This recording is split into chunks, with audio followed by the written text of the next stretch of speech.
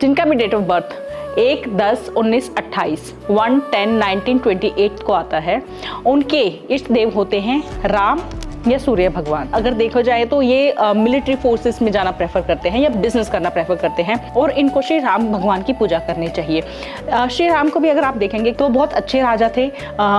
अपने उन्होंने जो भी वचन जो भी कहते थे, जो भी जुबान से निकालते थे पूरा करते थे। जिनका भी नंबर 1 है ना, उनको तो 110% सूर्य को जल देना चाहिए। उसके बेनिफिट्स जो लोग सूर्य को जल देते होंगे उन्हें पता होगा, बहुत अलग फायदे होते हैं, बहुत ज़्यादा फायदे होते हैं। आपके रिलेशन अच्छे रहें तो आपको जब सूर्य को जल दे रहे हैं तो उसमें थोड़ी सी शक्कर डाल लीजिए, गुड़ डाल लीजिए आप। अगर आप चाहते हैं कि लोग आपकी तरफ अट्रैक्ट हों, आपका काम बने, आप फेम चाहते हैं, ज़्यादा सोशलाइज होना चाहते हैं, तो उसमें आपको थोड़ा सा इत्र ऐड कर लेना चाहिए, हल्दी ऐड कर लेनी चाहिए। अगर आपकी शादी नहीं हो रही है और पैसा नहीं आ रहा है, पैसे की तंगी है, जिस टाइम पे आप सूर्य को जल दे रहे हो वैसी क्वालिटीज़ आपके अंदर आने लग जाती हैं।